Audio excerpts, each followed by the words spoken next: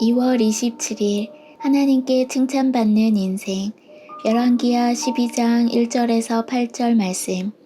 예후의 제7년에 요아스가 왕이 되어 예루살렘에서 40년간 통치하니라. 그의 어머니의 이름은 시비아라. 브엘세바 사람이더라. 요아스는 제사장 여호야다가 그를 교훈하는 모든 날 동안에는 여호와 보시기에 정직히 행하였으되 다만 산당들을 제거하지 아니하였으므로 백성이 여전히 산당에서 제사하며 분향하였더라. 요아스가 제사장들에게 이르되 여호와의 성전에 거룩하게 하여 드리는 모든 은 곧 사람이 통용하는 은이나 각 사람의 몸값으로 드리는 은이나 자원하여 여호와의 성전에 드리는 모든 은을 제사장들이 각각 아는 자에게서 받아들여 성전의 어느 곳이든지 파손된 것을 보거든 그것으로 수리하라 하였으나 요아스 왕 제23년에 이르도록 제사장들이 성전의 파손한 데를 수리하지 아니하였는지라. 요아스 왕이 대제사장 여호야다와 제사장들을 불러 이르되 너희가 어찌하여 성전의 파손한 데를 수리하지 아니하였느냐. 이제부터는 너희가 아는 사람에게서 은을 받지 말고 그들이 성전의 파손한 데를 위하여 드리게 하라. 제사장들이 다시는 백성에게 은을 받지도 아니하고 성전 파손한 것을 수리하지도 아니하기로 동의하니라.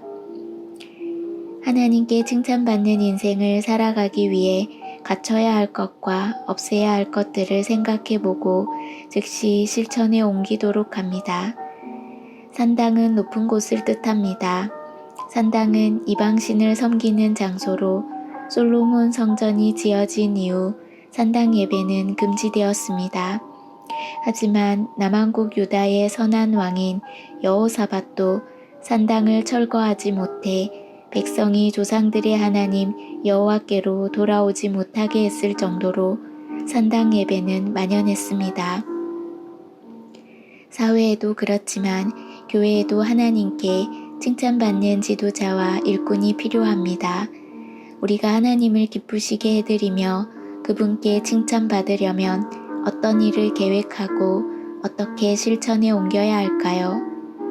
첫째, 철저한 우상 제거. 요아스 왕은 하나님이 보시기에 정직히 행했다고 평가받았습니다. 그러나 그는 산당을 제거하지 않고 백성들이 계속해 우상을 섬길 수 있는 길을 열어두었습니다. 요아스가 현실과 타협한 결과였습니다.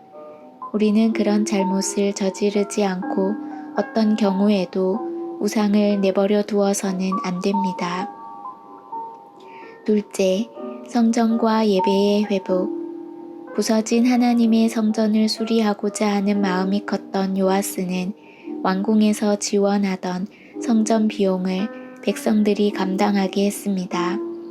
그리고 제사장들에게 백성들이 가져오는 헌금으로 성전 수리를 시작하라고 명령했습니다. 그만큼 요아스에게는 성전과 제사를 온전히 하고자 하는 열망이 있었습니다. 셋째, 끝까지 책임을 다함. 요아스의 명령에도 제사장들은 책임을 다하지 않았습니다. 성전은 오랜 시간 수리되지 않았고 그 사실을 안 요아스는 제사장들을 강하게 책망했습니다. 그는 거기서 멈추지 않았습니다. 헌금 담당자들이 제사장을 거치지 않고 성전을 수리하는 자들에게 직접 수리 비용을 주게 했습니다. 의로우신 재판장이신 하나님이 우리 삶을 어떤 기준으로 판단하실지를 성경을 통해 깨닫고 그것을 절대 잊지 마십시오. 세상에서 크게 인정받고 성공한다고 해도 하나님께는 오히려 책망받을 수도 있다는 사실을 기억하며 하나님께 칭찬받는 것을 인생 최고의 목표로 삼으시기 바랍니다. 하나님께 칭찬받는 사람이 되기 위해 더 간절히 행할 일을 찾아봅시다. 하나님 아버지, 하나님을 기쁘시게 하는 선택을 삶의 최우선 순위 삼게 하옵소서. 예수님의 이름으로 기도합니다. 아멘.